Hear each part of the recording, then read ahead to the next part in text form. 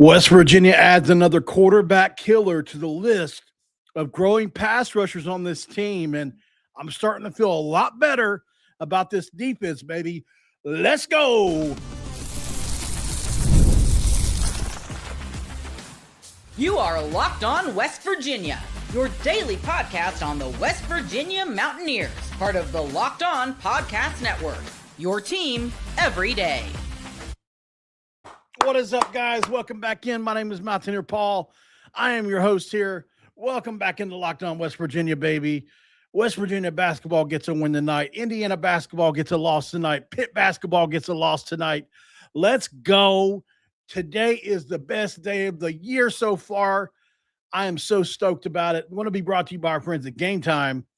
Download the Game Time app, create an account, and use the code LOCKEDONCollege to get 15% off your next order, guys. Thank you so much for being here. So excited to be here. If you're a West Virginia fan, can't do no better. What is up? Thank you so much for being here. This episode of Locked On West Virginia, I've already said that part. See, I'm losing track, ain't I?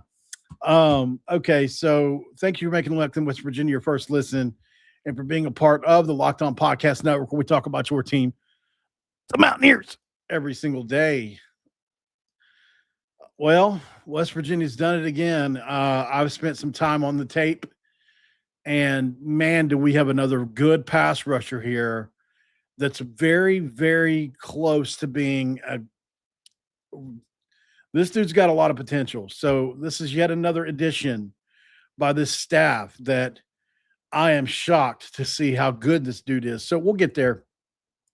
West Virginia adds number 31 in Ezekiel Durham-Campbell. So Zeke Durham-Campbell. We're going to talk about him. We're going to talk about him and break his game down. We're going to watch the tape. I was fortunate enough to get some tape, both game and practice. And there are some extraordinarily impressive plays on there. This guy plays both the run and the pass very well. We'll show you in just a second. Also, I'm going to talk about the defense a little bit on this one. So what we're going to do is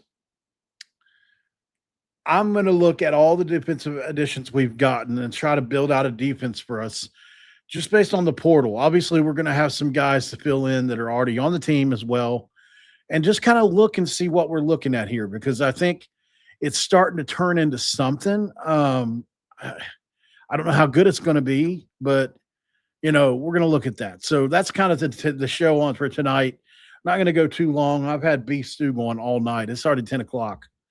I've had stew meat in the crock pot for like 6 hours. Just left it in there through the game and everything. So, yeah. Actually, Curtis let me break. Well, I don't know if I think people already knew, but Curtis and I, he told me a couple of days ago about that. He was willing to come back to West Virginia. Curtis Jones was. Not saying that West Virginia should have done that or shouldn't have done that. I'm just saying that Curtis was willing to come back. I don't know what the fallout was, but turns out they just wanted to let him go, at the end of the day. So maybe I'll talk about that again another time if Curtis lets me go deeper into the details. But let's get to the commitment of Ezekiel Durham-Campbell. This is another 6'5", 250-pound defensive end style player from Marietta, Georgia, the Atlanta area. He's got 1 year left. He entered the portal about 11 days ago, and his offer list is very impressive. Auburn, Michigan State, Virginia, Mississippi State, Kentucky, Baylor, UCF, and Syracuse, along with SMU and many, many more. This is somebody everybody wanted. He started 13 games at defensive end for Coastal Carolina last year, 42 tackles, 8 tackles for loss, basically 6 sacks, 32 pressures, which is third in the league, and he was an all Sun Belt player on the defensive line. Obviously, Coastal Carolina's defensive coordinator, Jeremiah Johnson, coached Durham-Campbell. So there is that. top 7 sack rate in the Sun Belt, which is pretty good. You know, he's been a few places now. He went to Lenore Ryan route, which some players do as a true freshman, just overlooked coming out. At Louisiana Tech, he got in the weight room and he grew into his body some and really started to look good there. And then he's finally had this breakout year at Coastal. If you want to look at his traits, he's just not a sack guy. He's a pressures guy. He's a havoc guy. The 32 pressures kind of back the sacks. The potential for the sacks are there. He's consistently affecting the quarterback. And at 6'5", boy, does he have good leverage. He naturally creates that extension and separation you need, which helps him keep his chest clean when the quarterback steps up, right? He's there. And, 6 sacks is good in a league where protection can be pretty good. He's a pretty, he converted pressures into drive-killing plays on several occasions. And then you add in those 8 tackles for loss as well. The production plus the pressure count suggests he's probably going to get home a little more on a much better defensive line, which he will have at West Virginia. West Virginia's got a shot to have a really good pass rush this year, especially with the guys they brought in. And his frame is pretty good. I think it'll hold up. I don't know about early downs. He's not, unless he gets in there and gains another 15 pounds, 20 pounds, he's going to be a pass rush guy. He can get into the backfield. He is strong. I mean, we'll show you some plays where he gets into the backfield on the run game too. And he can get in multiple alignments, right? He can be edge. He can be defensive end, maybe in a little outside backer. So we'll see where West Virginia moves him around so they can hunt matchups for him, because he's kind of one of those guys you scheme up different packages for. And that's huge for this staff, because they're trying to rebuild the front, and he can be a solve problems guy week to week. And you got to have those guys on your defense. He's got experience after starting 13 games where the coaches kept him on the field a bunch there at Coastal Carolina. He had a high snap volume, 600 snaps. So that's really high for a defensive player in this day and age on the defensive line. We already said he was an all Sun Belt selection. And so that means he's recognized as one of the best defensive linemen in the Sun Belt.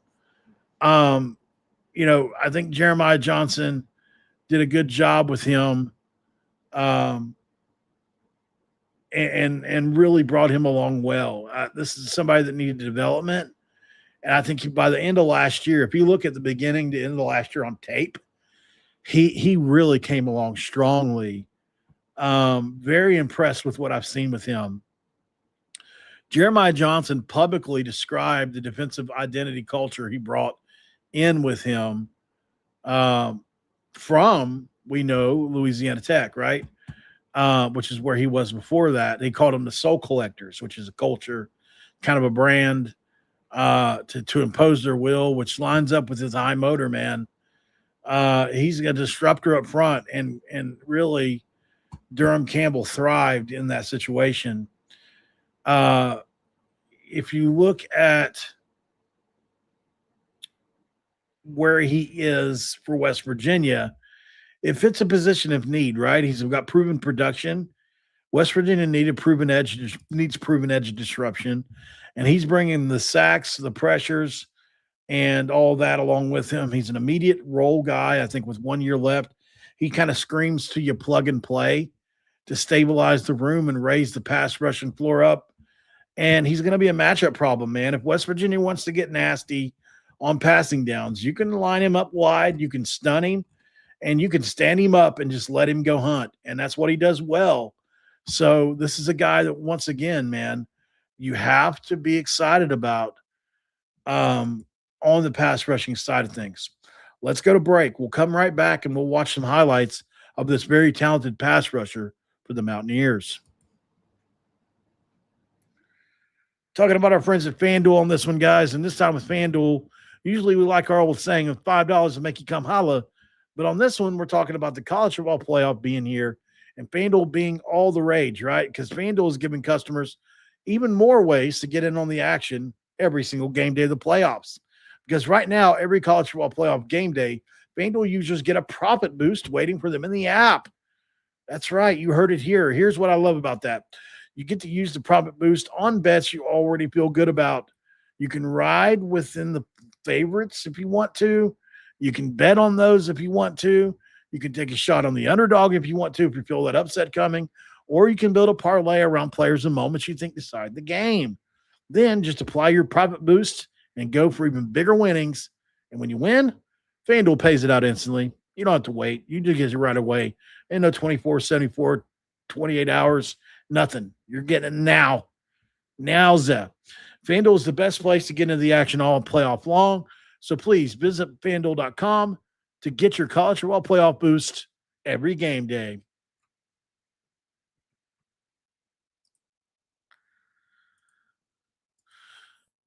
Segment 2, crack open a do with me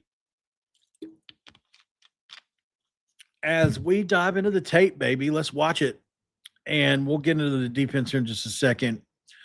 We're going to watch a shorter clip first. So this is him against in real game footage. You'll see on the very first play, he has a nice little inside move where he dips his shoulder and beats the tackle inside.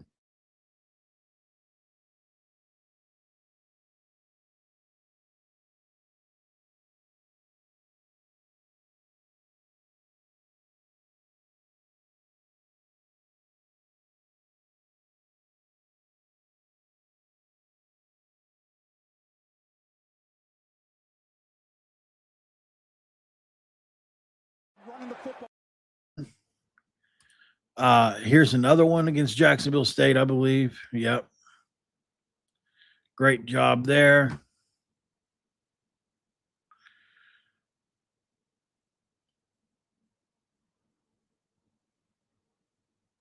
You see him here. Boom. Great job. In the backfield. Another great job in the backfield, same game. So, I mean, he just continued to put it on. Here we go again. This is once again in practice, just dominating in the backfield. Watch him come off the edge. That's such a great underneath move. Let's watch that again. We got to watch the first play again, but watch the second move here, man. Watch him come. Watch him dip under. Beautiful move to beat the tackle. That's a great sack there. In a pick 6 in practice, that's pretty good. We'll take that. He's way back in the backfield. Let's him take that tight end on and just run him into the running back. Yes, I'll take some more. Yeah, playing the run game, getting in the backfield. Nice job.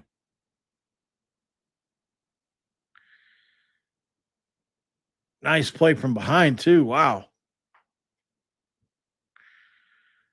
So, I mean, you can see the ability is there for him. Here he comes again, just inside, absolutely just wrecking the play. There he takes on 2 blocks. There he comes back to the outside and makes, affects the pass. Wow, what a stunt from him. And that's the thing about West Virginia.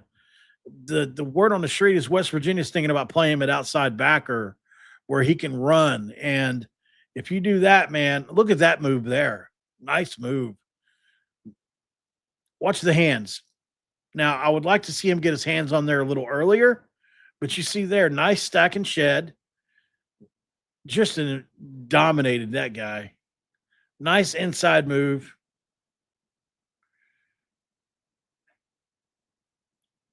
Another great inside move.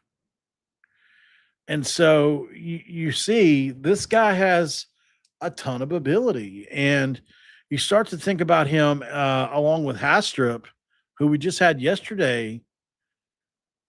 It's impressive, man. I gotta be I gotta be honest, it's really, really impressive to see this guy. And what will he be for West Virginia? I don't know. I think, you know, you look at hash strip man, and that's not hash strip. That's not hash strip at all. You look at hash strip man and what he is, and it's like, hold on just a second. Hold up. Wait a minute. Both these guys are extraordinarily impressive as pass rushers, and I get a little more excited as we go here for West Virginia's side of things, So, I mean, it's one of those things where we needed this to happen. You know it, I know it, everybody else knows it. Like we just haven't had these kind of guys on the defensive line in a long time, dude. I mean, how long has it been since we've had this kind of length? 6'5", 6'6" on the D line in more than one spot. We had Eddie Kelly Jr., but he was he was like a Sean Martin, right? He's like one of those bigger, stouter, run defending type edges, which are great. And I love having those guys, especially on early downs. But when it comes to pass rushing, you got to have guys like this.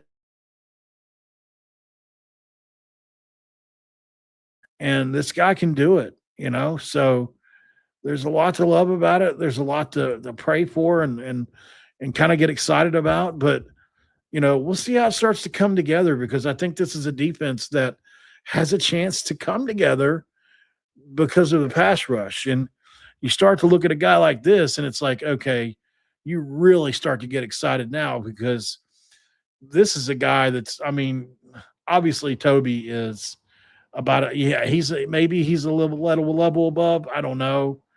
I mean, they're both 6'5", they're both 250. They can both really run after the quarterback. They both play in their hand in the dirt sometimes. Sometimes they, can stand up. They can move inside.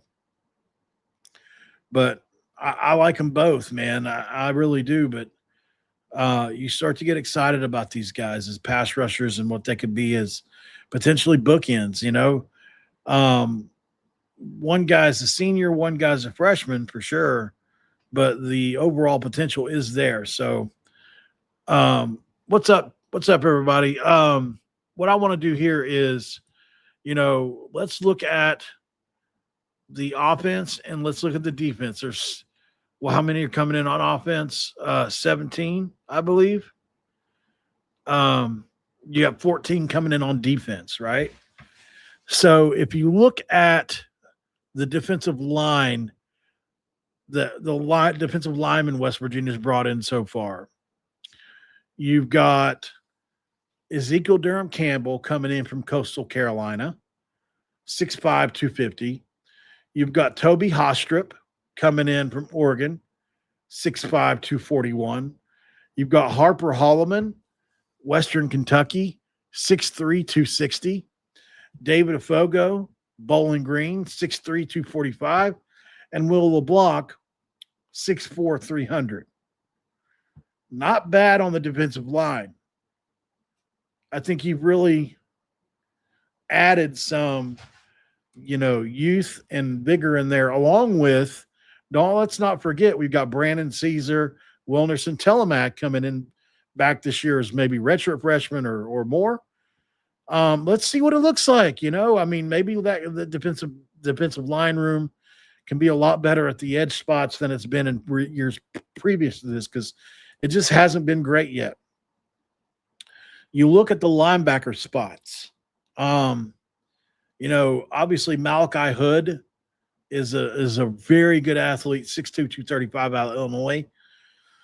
You've got Isaiah Patterson, who is 6'4", 235 out of UNLV. That's certainly a really good athlete as well. Tyler Stolsky is certainly a 6'3", 225 inside the box linebacker that's great inside as a run guy. You don't want him running sideline to sideline or you're screwed. But as far as inside physical type linebacker, he's the old school kind of cat that you like. And then, you've got other guys too that can be potentially step up in that area. Defensive backs, you've got Kamari Wilson, who, I've evaluated here recently out of Memphis. And he is somebody that I love in run defense, but I do not want to see. Hopefully, Kamari Wilson's not on the field for pass coverage as far as, hopefully in any kind of situation where he's on somebody fast, because he is not as good a cover guy as I thought he would be based on his stats. But that's just from my tape study. I mean, maybe others would disagree, but I love him as a inside the box type safety. I don't know about him as a defender in the pass. So Jameer Latimer is another one that's really interesting as a corner. Jair Rawlison, who we signed yesterday, a really sticky cover guy. Andrew Paldrell is a guy that's got elite athleticism at 10-4, 100-meter yard dash. I mean, that's extraordinarily fast. Malik Hawkins, we have to wait and see, but we have a really, really big time feelings about him coming out. Chams Diagne, however you say his last name, Diane, I'm not sure. 6'4", 200 pounds. We love him, but we don't know exactly what he's going to look like, obviously. So, there's a ton of unknown, right, mixed with known. But, if you start to try to build out a defense on this, and we didn't even add who we added yesterday, or the one of the safeties, Bradford. We didn't even mention, did we? Nope. Somehow he got mixed up in another room here. Bradford at safety is another guy that you really like. Let's see. Looking up and down the list here. We've got Patterson. Okay. I'm thinking that's probably about it. If there's more, we'll have to catch him on another one. We got Rawlison, we got Afogo, we got LeBlanc. What I'd like to see is add some more interior defensive line guys. But, we do have some come returning, obviously, and that's something to be kind of proud of. Like, obviously, I would have loved to have kept Hammond Russell had I known he was returning, or, had another year of eligibility. I don't exactly know what Wisconsin knows about that we don't, but we'll see. But, overall, guys, I think this defense can be good. I really do. I'm not just saying that. I do think that it can be. It's just a lot's got to come together. We needed some pieces from last year to step up, but there's a world out there where this defense is pretty good this year. I think next year is the year where it really can come take a big step because of how we're recruiting. We're recruiting really young players. Obviously, because we had 30 seniors this year, you're going to have to recruit young guys, multi-year guys in the portal and that type of thing. But the defense has a chance to be a much improved unit, I still think, based off last year. Earth Ether asked the question, Earth Ether, can we acquire more interior defensive line guys once the portal's closed? Yes. As long as somebody's name is in the portal, we can still sign guys. The biggest thing about it is, number one, do you have room on the roster? Because we're really close to full, right? We probably, if you're at 105, if you can sign 105, we might be at 104, right? 103. I have to go look and see, but we're close. We're close to that number. And then the other part of that is, do you have the money, right? I mean, those guys cost money. So, but I mean, if you look at Nate Gabriel, you look at, other guys on this defense from last year, obviously you lose, like I said, Hammond Russell, Sonny Redwood, but you keep Nate Gabriel, you keep some other guys losing. I have to go look at our roster to make sure exactly who stayed and who went. Sometimes I forget at this point, even myself, and I do this every single day. Let's see. Roster. Let's go roster. So, okay.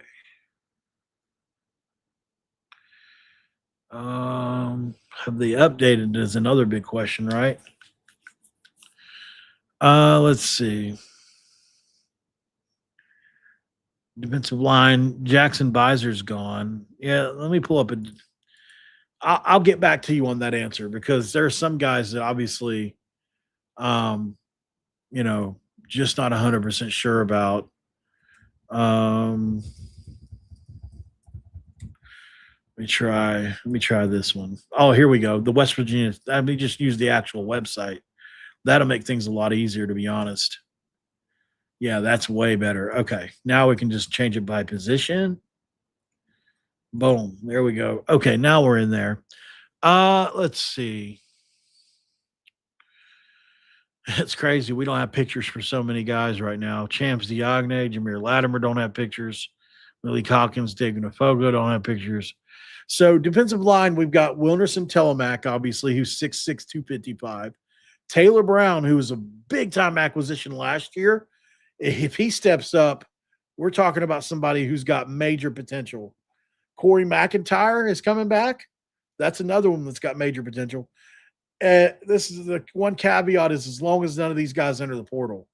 Nate Gabriel is another one that, man, you just hope he's because they can, as long as they put paperwork in yesterday, they can enter in up until Tuesday. But as of today, it's over with. You can't do it.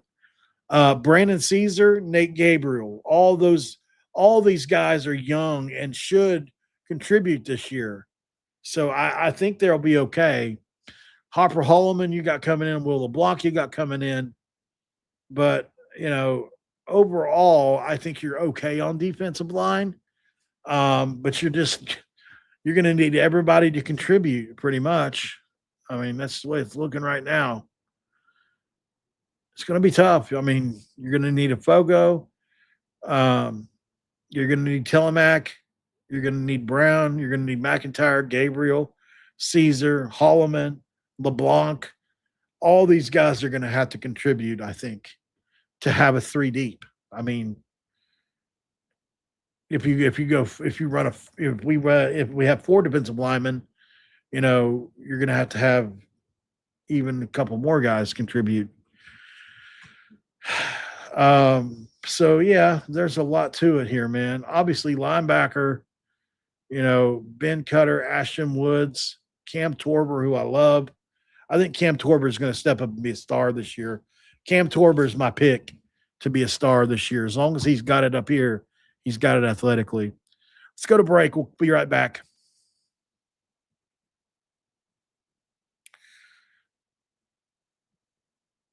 All right, guys, this is my 4th video today. I'm going to shut it down.